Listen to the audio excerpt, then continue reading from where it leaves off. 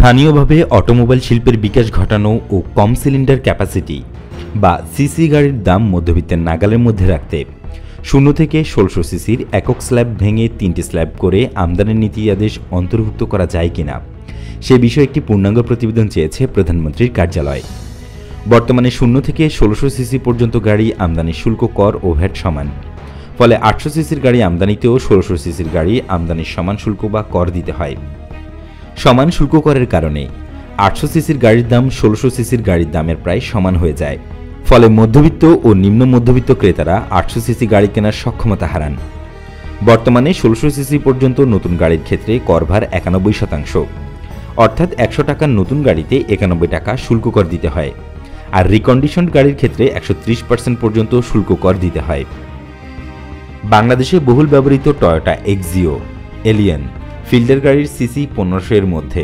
এছাড়া কম সিসির গাড়ির মধ্যে রয়েছে ওয়াগন আর 1200 সিসি এবং সুজুকি মারুতি 800 থেকে 1200 সিসি।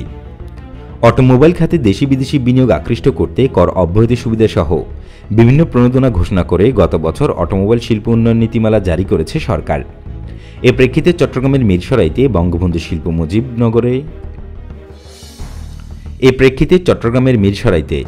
বঙ্গবন্ধু শেখ মুজিব শিল্পনগরে 50 একর জমির ওপর Japanese automobile company Suzuki motors কর্পোরেশনের সঙ্গে যৌথভাবে অটোমোবাইল সংযোজন ও স্থানীয়ভাবে উৎপাদনের জন্য বিনিয়োগ করেছে Uttara motors limited.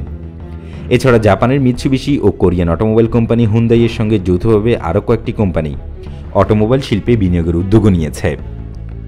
Uttara মোটরসের chairman ও ব্যবস্থাপনা পরিচালক জানান, সম্প্রতি গাড়ি আমদানির ক্ষেত্রে বিদ্যমান 0 থেকে 1600 সিসি স্ল্যাব পুনর্গঠন করে 0 থেকে 800 সিসি, 801 থেকে 1200 সিসি এবং 1201 থেকে 1600 সিসি এই 3টি স্ল্যাব করতে প্রধানমন্ত্রীর কার্যালয়ে আবেদন করেছেন।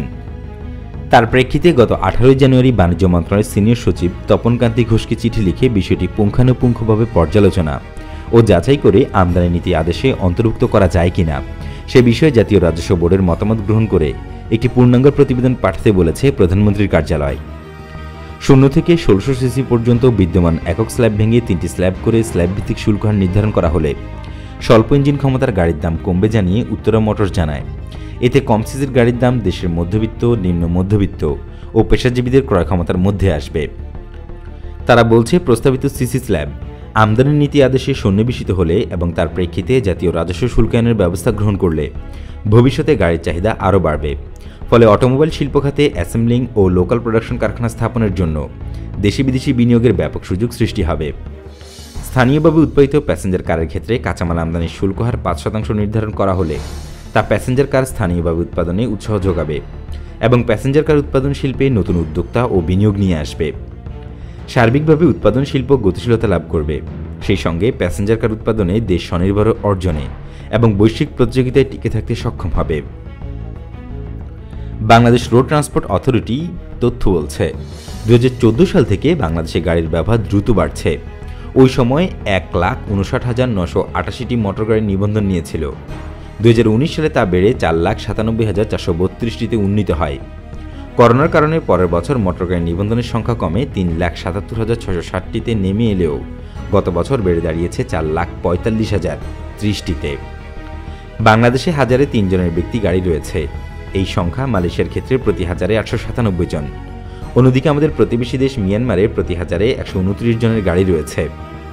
গত বছর প্রকাশিত policy research institute of Bangladesh বা PRIB এর এক গবেষণাপত্রে দেখা গেছে, ভিয়েতনামের জনপ্রতি গাড়ির মালিকানা বাংলাদেশের তুলনায় 3 গুণ বেশি।